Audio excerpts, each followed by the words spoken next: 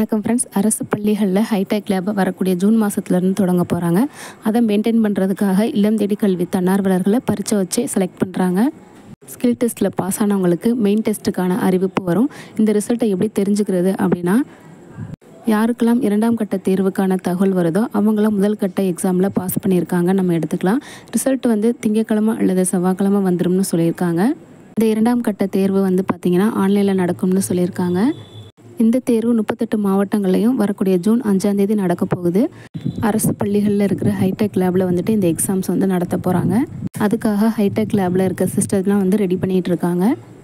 ஒரு hitech lab அப்படின்னா கண்டிப்பாக அங்கே 20 சிஸ்டம்ஸ் அவைலபிளாக இருக்கும்.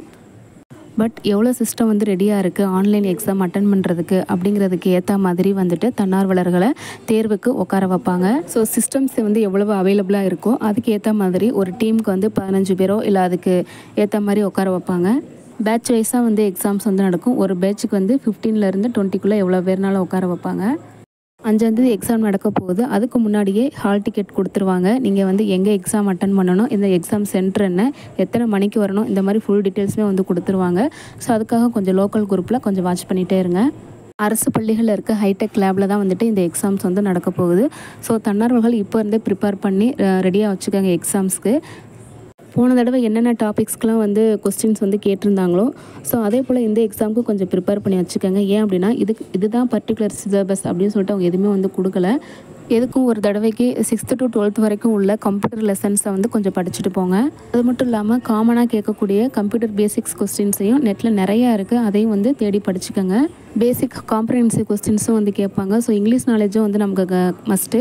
ஸோ அதுக்கு தேவையான கொஸ்டின்ஸையும் ப்ரிப்பேர் பண்ணுங்கள். நல்லபடியாக இந்த எக்ஸாம்ஸை நீங்கள் அட்டன் பண்ணி முடிச்சிட்டிங்கன்னா இதிலேருந்து அவங்களுக்கு தேவையான ஆட்களை தேர்வு செய்வாங்க. சப்போஸ் அப்படி நீங்கள் செலக்ட் ஆகிட்டீங்க அப்படின்னா கண்டிப்பாக சர்டிஃபிகேட் வெரிஃபிகேஷன் இருக்குன்னு சொல்லியிருக்காங்க. ஸோ இந்த சர்டிஃபிகேட் வெரிஃபிகேஷன் மூலமாக தான் ஆட்கள் தேர்வு இருக்குன்னு சொல்லியிருக்காங்க.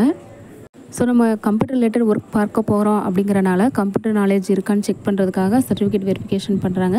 இப்போவே சர்டிஃபிகேட் அவசியமாக என்கிட்ட இல்லை அந்த மாதிரிலாம் டிஸ்கஸ் பண்ணாமல் ஃபஸ்ட்டு எக்ஸாமில் கான்சன்ட்ரேட் பண்ணுங்கள். ஸோ ஃபஸ்ட்டு நீங்கள் ப்ரிப்பேர் பண்ண ஆரம்பிங்க.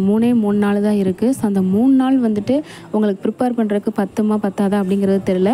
ஸோ மேக்ஸிமம் நல்லா ஆன்லைனில் கொஸ்டின்ஸ்லாம் சர்ச் பண்ணி படிங்க. நம்ம 6th to 12th வரைக்கும் உள்ள கம்ப்யூட்டர் கொஸ்டின்ஸையும் கொஞ்சம் படித்து வச்சுக்கோங்க. அடுத்த கட்ட தகவல் கிடைச்ச உடனே நான் அப்டேட் பண்ணிடுறேன் ஃப்ரெண்ட்ஸ். இந்த வீடியோ உங்களுக்கு யூஸ்ஃபுல் நினச்சிங்கன்னா மறக்காம லைக் பண்ணுங்கள், ஷேர் பண்ணுங்கள். டவுட் இருந்தால் கமெண்ட்டில் கேளுங்க. தேங்க்யூ.